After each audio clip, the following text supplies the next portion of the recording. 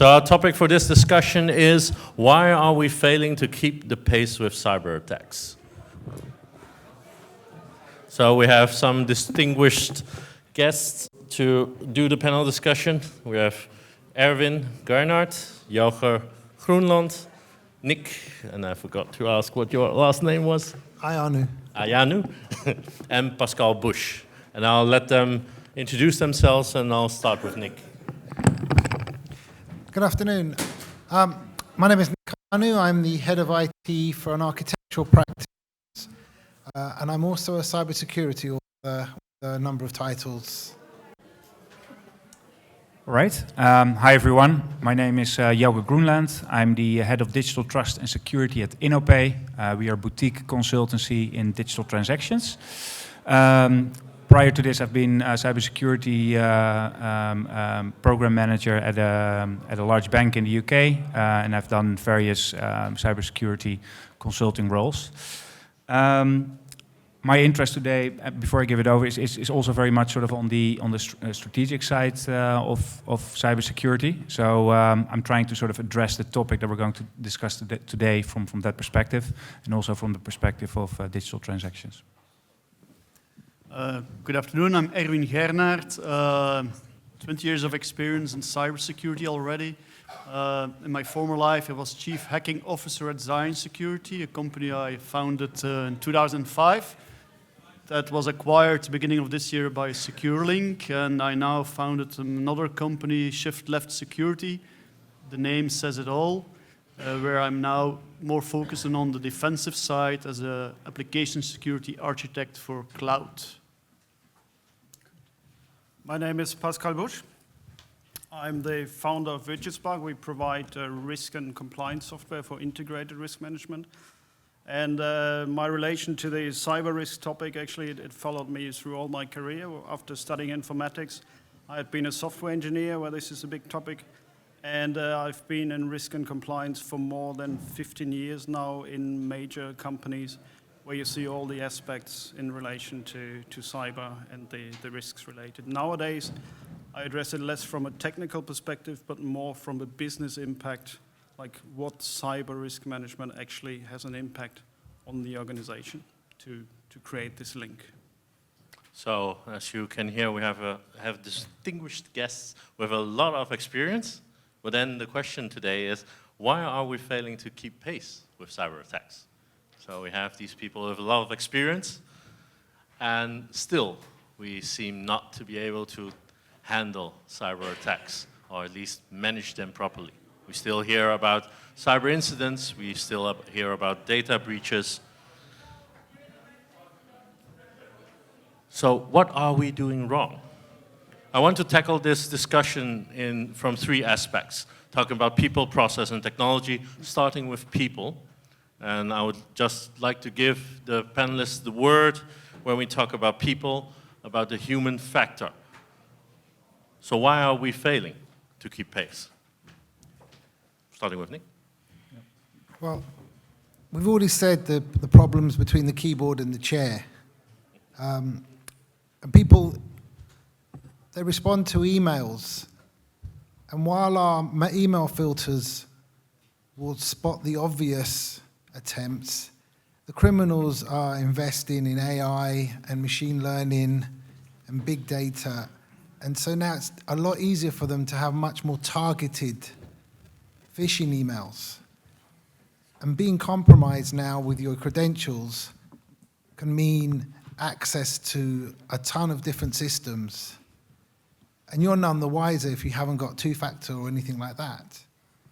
So the criminals know a lot about us. We've given up that information. And just the level of attacks now, without going into really targeted attacks and CEO fraud and spear phishing and all these other names we've invented, just the sheer fact that we are facing this constant onslaught from the criminals. And I've seen in my industry people being phished, and then those accounts are used to phish more people. So the emails are coming from people you trust. The links are going out to legitimate file services. So the email's legitimate, The service is legitimate, it's just the end result is fake. And it's really difficult to stop that because the level of education and awareness, you'll always catch some people out. Yeah, maybe to build on that, so I fully agree with that analysis. I do think so. If we look at sort of the main question, like from the people perspective, right? So at the one side, I think the type of attacks that we see is growing as well. So like the industry of doing phishing. Phishing is a really big attack factor at the moment. So I think there was a report from IBM that said that 95% of all hacks they initially start sort of through the human layer, and of course that's sort of phishing or other sort of, or maybe a mistake that someone makes. But let's keep it at phishing. So I think there we see an enormous problem arising because there's for the attackers, the business case becomes a lot bigger to sort of invest in building sort of proprietary tools to do a hack. But then also there is sort of an ecosystem starting with people that might not even be able to build such a software, but they just buy a toolkit online and and then they start to do certain phishing attacks for instance in financial industry to even get money from an account. So that's one. On the other hand, I think people, so the defense side, people keep clicking on links, but actually links are there to be clicked, right? So that's how we designed it. So that's where I would say what we need to do is sort of move towards, I would call it a trust infrastructure. Where we do know who we communicate with. So if we get a link in, so right now it's quite hard to distinguish sort of like phishing attacks, like a real link from a company from a bad one. And I think we need to start building an infrastructure that makes it a lot easier by default to not click on that link or to recognize that it's actually a bad link or a bad actor. So that's for me. Really important. It's not only like awareness, yes, that's still something we need to do, but I think we need to get a bit more sophisticated in that as well. Well, to add to that, how many of you still receive Viagra mails? Honestly, no, really. If you're using Office 365 or Gmail, it's very hard to get a Viagra mails, or you have to buy them really.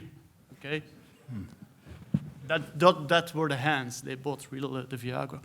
But what we need to think about is that people are still the weakest link. Okay, because end users, and most of us here work in security, are aware of the risks, but end users, they are not aware of the risks. Think about your CEO. If he gets an email that his wife is stuck at the airport and needs €2,000, what will he do? He will send a mail to the secretary to make it happen because his wife is stuck. Or he waits a week and then sends the mail depending on what he wants. But it's not only the people that do the phishing attacks do it because there's a lot of money to gain. So a few months ago, I was receiving a phishing mail, not using mail, but on LinkedIn. So the guys, the bad guys, they know when we send out an email, like the Viagra mails, it will get caught because the technology will detect it. But on LinkedIn, I can send a message to anybody that I know in my network with a link to OneDrive that contains a malware to infect my machine. And it will bypass most traditional security solutions that you have in your environment. Or, worst of all, you install the malware in your home PC, which is not under control of the organization, and you use that machine to log on remotely to your environment. But when I got that message from this LinkedIn contact that I knew, I sent back a message, hey, you're sending me malware. Do you know what the answer was? No, you should open it. Because the criminals hijacked his LinkedIn account because he was using the same password for everything. So they found his password due to the LinkedIn breach from a few years ago. So they took over his LinkedIn account and they were answering in Dutch on his messages. Just to give you an idea on how sophisticated these attacks are happening. It is the same when they hijack somebody's mailbox.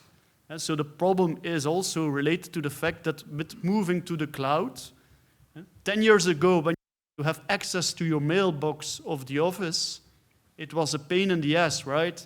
You had to start a VPN. 2 months ago, I had to explain them that with the same account to access their Outlook in the cloud, they could access SharePoint in the cloud.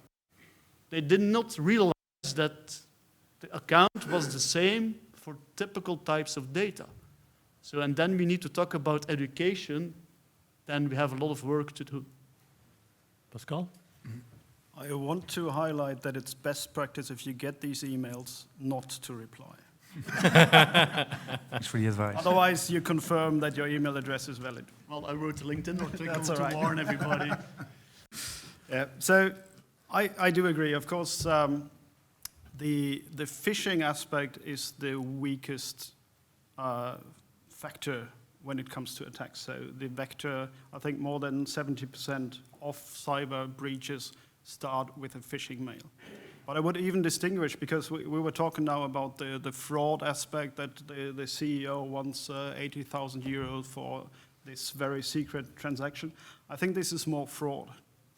When it comes to really cyber attacks, then these phishing mails want you to click on a link for that they manage to get into your system, because it's definitely way more valid or way more valuable to get your company information. And not to forget, it's often that it's states behind them, behind these attacks, who just want the economical information of the companies. We've probably all seen this. So I would distinguish there, but in the end, it is the same. It is about the weakest link is the people. And when we talk people, process, technologies, there's certainly one focus that we have to set on the people, and this is education. And the second question is, are we able to help the user by building technology so that even if he fails, that we can prevent any further spread or malicious infection through technology? And I think it's quite a tough topic. I think the industry is getting there, but still education probably is the most important aspect right now to address this. Yeah, if I may add to that, so I think everyone, like every CISO or everyone who works in cybersecurity, they all agree with education or sort of creating more awareness. But I think what is interesting here is that you know, a lot of people working in cybersecurity have a technical or business background, but actually if we're talking about awareness and how you get the message across, actually the best people to ask are the behavioral psychologists, right? So and what they say is basically, okay, well, you know, in a typical awareness program, you get like the training and you click on it and you do it and then it's finished and you know it. And that's about sort of the ability. You know what you need to do and you're able to do it. But there's also an aspect of motivation. Am I actually willing to do this? Well, we're actually still texting when we're driving. We know it's bad. You know, some people are still smoking. We know it's bad. But that's sort of the motivation. Do you really want to do it? And then the other aspect of it is the opportunity side, right? Am I actually able to do the right thing? And I think sort of in the awareness programs that we have, that needs to be taken into account. And then if you look at the controls or the interventions that you can take, they can be around people, process, or technology. So it could be that it's just around people that you need to sort of look into their motivation and their ability, that you have an intervention there and then have a good control or intervention. But the other one could also be that's more like a technological solution. And to give you an example, if we're talking about locking a laptop, for instance, you can also lock it, for instance, with a key card or like with like the card that you have to open to go through the building. You could also say, like, well, if we use that, for instance, to get coffee, right? And that's how you also unlock your laptop. And if you move away, then it locks again. Then people, by default, they will take it with them because they like to get a coffee. So that's the different type of sort of, you're nudging them to do the right behavior. So I think that's also important aspect to take into account when talking about awareness. Well, to add to that, people think, well, what we see in the movies will not happen with us, with our data, because we are not interested for these kind of malicious criminals. I'm not talking about hackers because I think hackers are good guys, so I always think about thieves or bad guys. So, but people really think that they are not being attacked, and companies think the same way. If you ask a company, how many times have you been attacked this week? Most companies don't know that answer because they don't have the visibility in the attacks. They only know when there is an attack, when it's successful, and when they are being blackmailed or data is dumped online or they end up in the headlines of a kind of breach. But if they know that people are really trying to attack them by phishing mails, by doing penetration testing attempts and all that, and have the visibility on, like, okay, this month we stopped 100 attacks against our employees or against our data center, then it will increase the visibility of that these things are really going on. But now it's like driving in the mist without headlights because you don't know it, but you think you will get there. Can I add to that as well? I recently ran a report through a service on Office 365, and we realized we were having attempted logins from Brazil and China on a weekly basis against certain accounts. Once you move to the cloud, unless you are reporting on these things and you have additional protections like two-step authentication, if they get lucky once, then they have access. And then the way they get access doesn't always have to be just via an email. They can start off with text messages, social media messages. They go through your social media posts and reply. So the criminals have lots of opportunities to communicate with us, and we're none the wiser because it's just part of our day-to-day. Oh, I got a text message. It was an automated text message from this company. Then an email comes, and they build a profile where it's social engineering, the psychology behind it. You know, these criminals have invested in understanding how people think. They wait until you've come back on holiday, from holiday, and you've got hundreds of emails, and there's one there, and you won't check them all. They know this. So there's key times when things are more likely to happen. And we can only do so much with the technology because the criminals are adapting faster. Pascal, anything to add? I actually want to address another people aspect, which is quite important here as well. And I don't know in your companies since when the cyber defense programs were running. In my case, when I used to work for the bigger companies, the CISO, like Chief Information Security Officers, 10 years ago had asked for money in order to solve cyber-related issues. And he didn't get the money because senior management did not really care. And we had this right before. This human tendency of not reacting before something really happened is an issue in there. Because if senior management doesn't see the breach itself or doesn't see the result of the breach, they tend not to react because the money can be used somewhere else. So about 5 years ago, we had this big cyber risk thing going on. Somebody invented this great campaign, and suddenly senior management realized, oh yes, we need to invest in cyber. For what reason ever, they started to invest in cyber. Now the thing is there, I mean, first of all, it's good that they invested, but in my opinion, they did not necessarily invest in the right aspects, because in my opinion, organizations were not really prepared for having this money, like the IT organizations, for having this money in order to invest into the right things. And the reason is that they did not really understand what is really dear to the business, which means what actually is to be protected in the organization. So they started campaigns like security operations centers, which is about monitoring which is good, of course, no doubt. But they implemented data leakage prevention programs, which probably, first of all, they cost a lot of money, but they probably did not solve the highest issues. And that is one of the issues, that we do not understand the holistic impact of the cyber attacks on the organization, because in the end, cyber risks are risks that affect the whole enterprise, and that means we need to understand where they hit us the most. But going back, Yep. talking about people, it is also a matter of educating the senior management in these aspects, to also invest in, okay, let's analyze what actually is essential for our business and what affects these aspects. That brings me, this is actually quite a great bridge to the next item, process. Planning, doing, checking, and then acting. PDCA, the Deming cycle. We have been thrown and talked about in all the management theories that we know, and that's also what Pascal touched on. So cyber risk became an item. So it came on the risk matrix, but what do? Management will ask, how much do you need? Then finally the CISO got money, and then it was like a candy store and he could pick and choose. But ultimately what you also see is that the system was never completely implemented. So you have the plan, do, check, act cycle, and you have the risk management.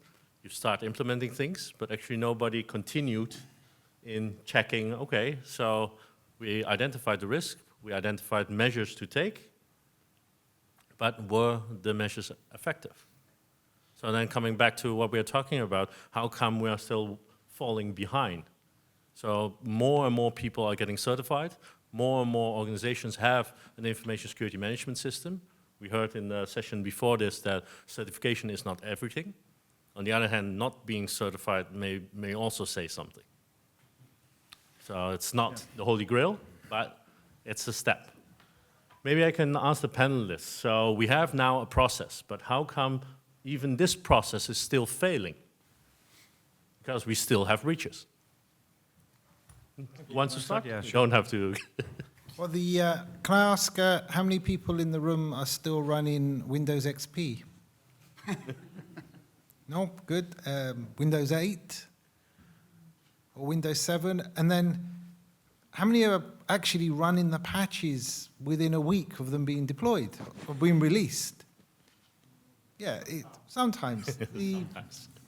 So we have all these processes in place, to say this is what we must do, but the reality of work, we can't just shut servers down, just because we want to deploy a patch. It depends what's happening in the business, and that leaves gaps and things get forgotten. How many people honestly say they know every single device they have in their company and where it is and what state it's in? So, the processes only work if you know everything about your company and can report against it and have some form of automation. If it's manual, then people make mistakes.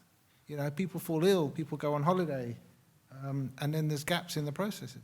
Yeah, no, agree. And at the same time, sort of when the question was raised about sort of processes and why are they still not working?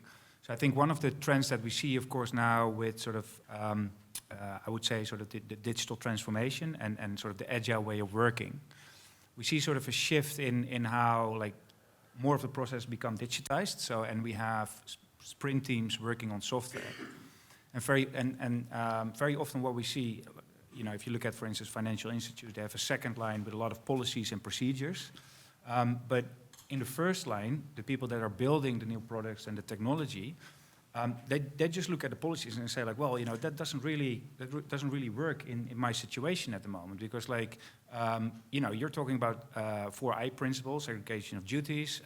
You're talking about, this is a policy that assumes sort of a release cycle of, I don't know, once a quarter.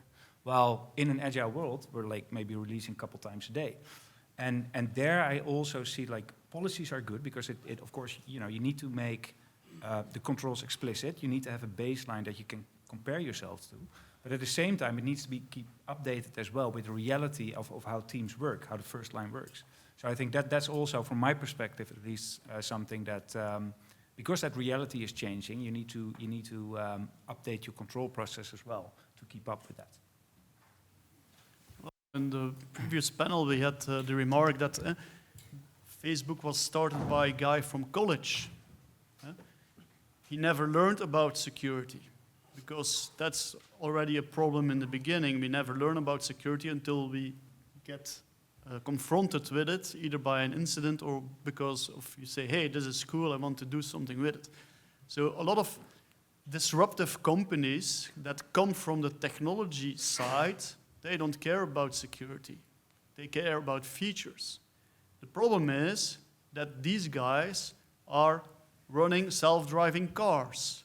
They connect APIs to our banks. They deliver food.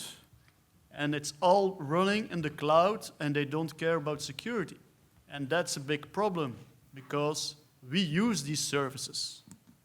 We give them our data, and we expect them that it works and that they protect our data. But they don't have people in-house that do security like the banks are doing. And now the problem is getting worse, because with PSD2, the banks have to open up their environment to those startups. So it will be a nice challenge in the coming years to see how is that going. Yeah. Sorry. So I think really interesting comment. So I think one of the things, if you elevate this a little bit as well, is that what we haven't touched on now, and also I haven't heard that in discussions before the break, is that the whole sort of business model of these companies of hoarding data, right? So it's sort of the data industrial complex, as we call it. I think if you really also want to challenge sort of and solve this problem, I think also we need to start thinking about it strategically and say, like, well, is that model that sort of extracts value from our data, is that actually a viable model? Or should we, maybe a regulator, for instance, demand that there's also a paid subscription that you can get from Facebook, but at least that they have to change their business model, and that we as a user, we are actually their customers, because right now we are users, we're not their customers. The bigger corporations that extract value from our data, those are their customers. So I think that's about the business model, and I also sort of what you said about the focus on features. I think that is also quite interesting. I fully agree with you. I've experienced that firsthand as well. I think the problem there is because sort of the total cost of ownership is not taken into account. It's just sort of looking at a small part of sort of the cost of the software, but not looking at sort of once it's handed over to the users, or once it's from a supplier to a company to use it, that the costs that are being incurred there is not taken into account into the build phase or into the total cost of ownership. And I think we need to think about that differently as well. A solution there can be, of course, that we sort of set a reasonable level of security, and if companies don't comply with that they also get a fine, like with GDPR. To maybe address the aspects of the application and the self-driving cars, etc., that it's more about fancy features. I think the issue there is that we have distributed responsibilities. The application developer does not necessarily care about the network security as it was maybe 20 years ago, where we had this kind of comprehensive understanding. So now it's a matter of, well, the other guy is going to take care of it and I don't need to do it. But of course, there's on all layers attack vectors that are there, especially talking about information security on applications. There are these OWASP 10, which are the 10 biggest issues with regards to programming errors that invite attackers actually to abuse the APIs of the software. But less from a responsibility perspective, I think processes can be addressed on many levels. One is certainly, which goes a bit into this direction, is that people don't really talk to each other. Especially in bigger companies, you have your units. And the same story as with the development stack is about, well, the other guy is going to take care of it. Or maybe you have your identification team who doesn't talk to the response team, for example. all these aspects, that's about setting up a good process, playing it through, so really business continuity, resilience, is about identification and then kind of blocking it into small containers so that it doesn't spread, and then getting back to where you are. And this is the other aspect of the process. There's a trend in the information security that at least I see, that we get away from this ring fencing, like building a big wall around our company and using firewalls, etc., so that attackers can't get in, to an endpoint protection. Because we realized the attacker is not necessarily outside, he probably is already in the system. So therefore, it's important that you understand what is dear to your company, again here, and then protect these aspects. And also from a process perspective, the big word is expect breach or assume breach nowadays. They are in your system already, usually. So it's more about, instead of kind of preventing them to get into you, it's more about if they exploit you, that you identify it fast, that you have ways to get back to where you were before, because that basically is what it is. You want to secure your data, you want to be back in business as soon as possible. And to add to this, I think one good example also with the management attention was the Maersk case. I don't know whether you've heard of it, the Maersk logistics, container shipment, etc. That was 2 years ago, I think. Yeah, I want to cry. So we had all this cyber awareness already going on, and still they were hit by, I think it was NotPetya actually. So NotPetya kind of erased all their computers, or encrypted their computers. Now you would expect that with the awareness of cyber, they would have had means in place like recovery from a backup, etc. That was not sufficiently in place. So they lost millions and millions of dollars for not addressing the right aspects. And I think that's quite one of the biggest issues probably nowadays. Can I add, one of the things with processes, if they're bad, your colleagues and staff members will find a way around them. It's called shadow IT. And I've seen it. I've seen it with my 2-year-old son when we added kitchen locks. He cracked them and opened them in a day. If you stop people from doing their job and the processes are for them too complicated or don't make sense, they will just find a way of doing their job how they normally work at home. And that would mean Dropbox or any other system that you may not have control of. And if they've used the same password for Dropbox as something else that's also been in a breach, you can end up with a way in or losing your data and having a breach, and it's out of your control. And it's all down to a bad process that could have been rectified. That brings me actually to the point that a CISO or security team actually needs to know more than the information security process. He or she actually needs to know the business processes so that the processes that come from security actually helps those business processes instead of blocking them or making them more difficult, as Nick said, which is also a bridge to our next topic, technology. So, phone streaming in. We see that more and more technology is being integrated into our daily lives, in our personal lives, but also in our business life. Everything is by token, by cards. I have an iPad, I have a laptop, and still we have technical problems. Next to that, everything does work. But due to the variety of things that we have and the variety of things that we use,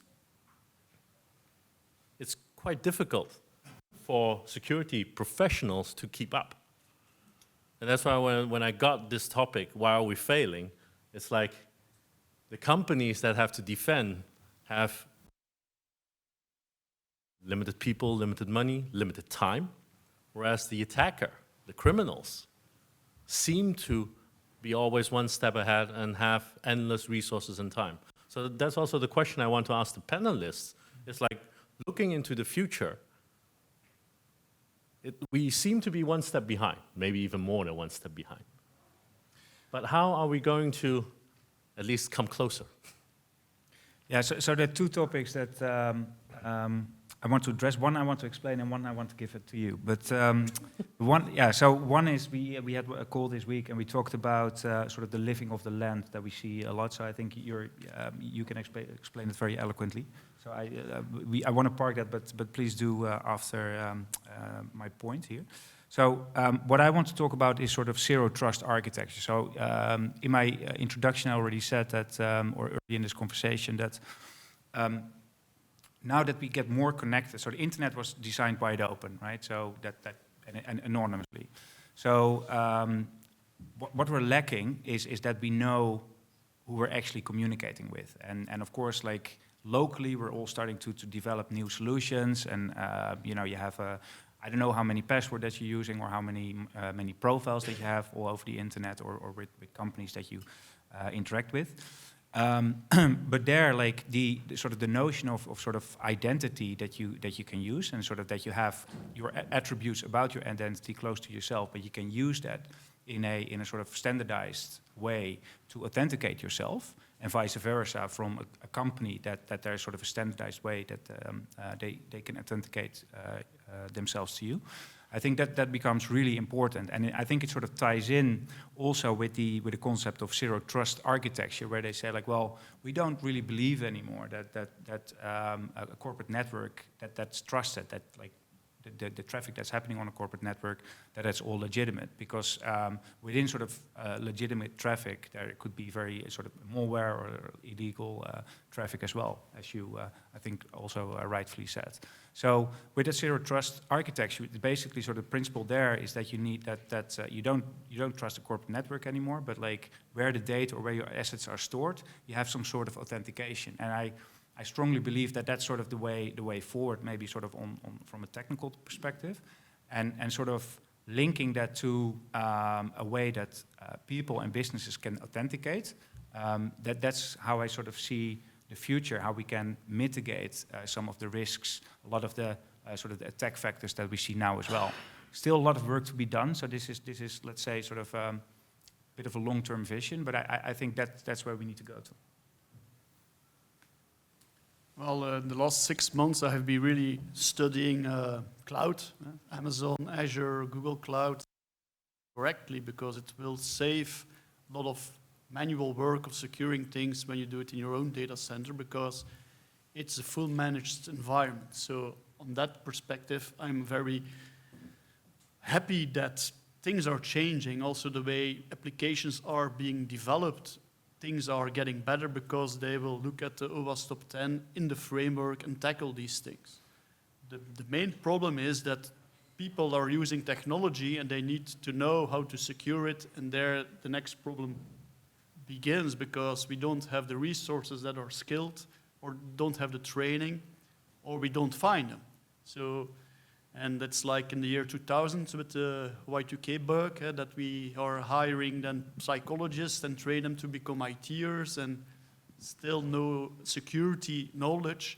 We have to be very careful that it will not bite us again, that we don't make the same mistakes. That was a bit my 2 cents on that.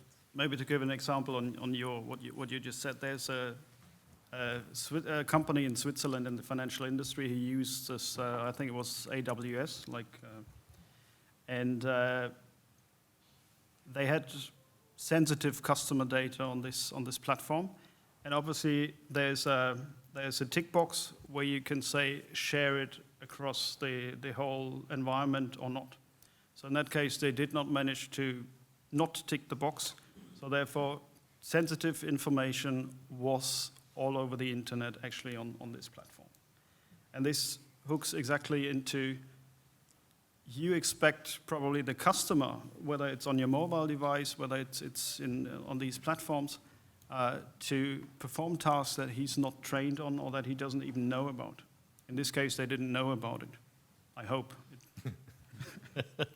So, but that's quite important, and I think this also goes into the technology aspect, not just that we want to have it as convenient as possible, that we want a single sign-on, that we don't want to put on our passwords in every application we use, that we want new features on our telephones, etc., that we want our car to communicate with the other cars, etc. And every new feature brings new potential issues. I think that's quite important, especially when we talk about this IoT, like device-to-device communication. If it sits in one device, then it is easy to get to other devices. And there's, I think, sort of building on it, there's a complicating factor as well, right? What I said, so what we see a trend that we call living off the land, and I think we spoke about that. So we want to... Yeah, well, there's two things when it comes to technology. One, the cyber criminals can go to the same IP expos and tech expos and buy everything we can buy. And for years they were testing, there was a website called scanforyou.net. Anything they created, they could upload and check against 35 to 40 antivirus engines to buy them a window of time they knew the payload would get through.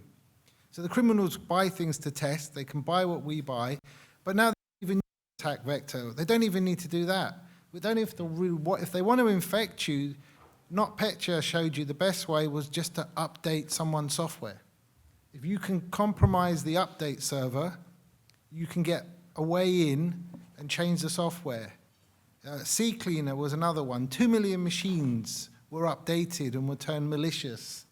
Luckily, it was badly implemented and didn't actually do anything. And the worst thing was CCleaner was, at the time, recently bought by an antivirus company. So here you have a security company is the one causing the updates. So the criminals are finding ways, and this phrase living off the land, where all they have to do now is give instructions to components and software that's already on your machine. And so the scanning software and the security systems, the tech we're buying, it's not geared up to look at what's already there, what's legitimately running all the time. And so you have to up your game and invest in machine learning systems and behavior analysis. And then if you haven't got the budgets for that, then where do you go? Yeah, and one effect of that as well is that you, one downside actually is that attribution is also a lot more difficult, because you don't like, if they're using the tools that a company has, like who has it actually done, because normally you can identify a hacker from sort of their modus operandi. Based on that, you could have a bit of a signature. But like if they use our tools, then that becomes really difficult. Yeah, and then I give it over to you. Well, I think the only solution there is that we need to share much more information between companies, public, government, agencies worldwide, to know, okay, we need to get the bad guys. I think the only solution is to get them arrested. And that's hard, right? I mean, how can you find them when somebody's hiding in Russia in a bunker? How do you track them down? But I think the only way to get back in defensive mode is to get the attackers physically and arrest them. Yeah, but I think I fully agree with that, obviously. But I think the first step in that is also to call out, call out who done it, because right now it's also, they've been quite hesitant in calling out who actually did the attack. So I think sort of... That's called privacy, by the way. No, but like you could, well, you can do it on different ways. But like if you know that's a certain... that was a joke. Just in case.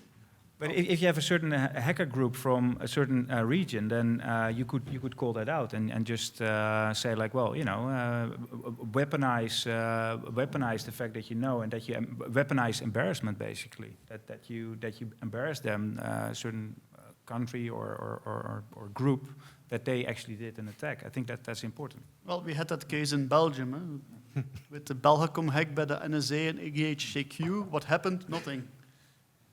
And we call them out, and then it's political level, and then... And then... And then what? And then what? But I think the trouble is there as well that it's hard to really find them, because you have rerouting, Yeah, of And they course. rewrote a couple of times, and then it appears to be from China, but in the end it's from Russia or even from the States, wherever.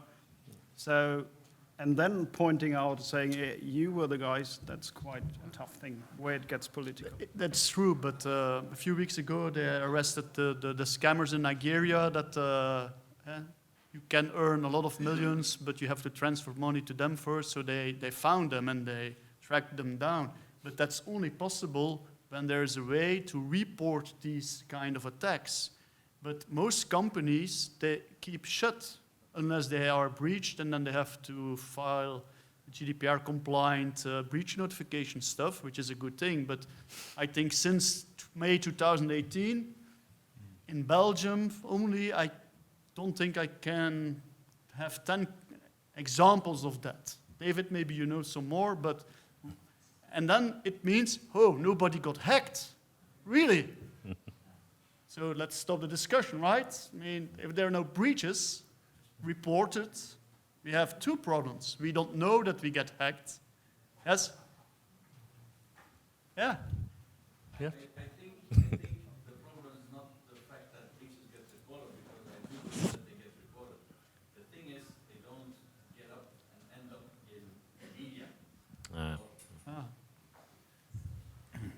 I do believe that breaches get reported, and they get reported to the authorities. That I'm convinced of. But the thing is, as you said, nobody wants to hang out his dirty laundry.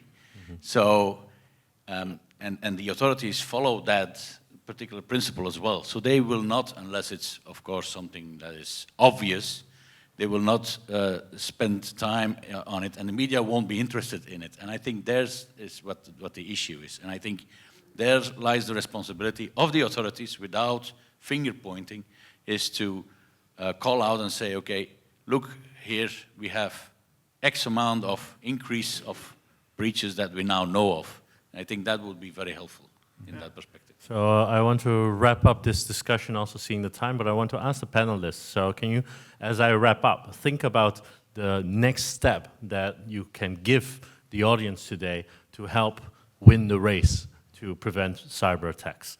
So getting back to people, process, and technology, we talked about people, talked about awareness, but as also was mentioned, it's not just knowledge. So the basic e-learning, click, click, yes, you got a certificate is no longer enough. You need to change the attitude, you need to change ultimately the behavior. And that's a very hard thing. And then I noticed that in our security teams, we don't have psychologists, which is then very strange if we say people are the weakest link. If we talk about process, we have processes in place, but we need to connect to the business. We need to make security processes fit the business, because the business needs to continue, which also means that our defense strategy, instead of having a fortress, we need to look at our company as a shopping mall. You know, within a shopping mall, you have different kind of shops. You know, the jeweler is differently protected than the supermarket. That's also how you should look at your own company, instead of building walls, which actually don't work anymore, because we're always connected to the outside. And then getting to technology, we heard about living off the land. We actually created all those stuff, those Internet of Things items in our ecosystem for people to misuse. So think about that. And we talked about having things being reported, or making media of those incidents. Yes, that would help. But ultimately, for senior management and executive staff, it's about making money. And security is in a lot of ways still a cost center. So getting back to the tips from the panelists, I don't know who wants to start. I'll start. This is something I've been encouraging a lot of firms around me to do, which is when you receive a fake or malicious link using someone else's service, is to actually take the time to report it to that service and get that malicious link or file removed. So, okay, you've spotted it, you haven't been affected, but do your bit and get it removed so that no one else is affected. That's a good one. All right. So I sort of have three recommendations how I think we need to go about this. So the first one, I think we've been way too sort of operational and tactical about security. I think we need to become more strategic. And by that I mean, we have already too many tools, too many security vendors. Right now we need to think about how do I minimize my data? How, like, I don't have to hoard all the data from customers. Maybe minimizing it and have a clear-cut strategy on what data you use and where and how you sort of store it. I think that might be a good way forward. The other one is the trust infrastructure that I spoke about. I really believe that is the way forward, that we know who we communicate with, but also that we trust the party, the counterparty that we communicate with. And the third one that we mentioned but not really explored is sort of the is collaboration. And I know everyone is talking about collaboration, but collaboration and sharing data with the good guys, so to say, is basically rendering the business model of the criminals useless, right? So if we know of attack vectors and we share that data amongst each other, then others, it will become more difficult for them to exploit it. So those are my 3 recommendations.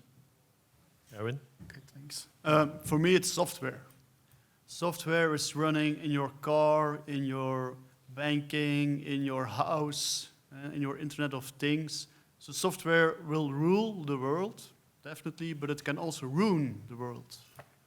So you need to look at how to secure your development life cycle in your organization and make sure, because these are the things that are getting attacked daily. Pascal? My recommendation for companies is to focus. That means to identify what is really critical for the organization and create plans how to identify, first of all, an attack, but also for these critical elements, how to get them up and running again. Because we only have so many resources, and therefore we need to focus on what actually is essential. On the other hand, I think what for me is the closing thing, I don't believe that we ever win the race with the attackers. They will always be a step ahead. And therefore it's a great challenge. Thank you, the panelists. Can I have an applause for them? Thank you very much.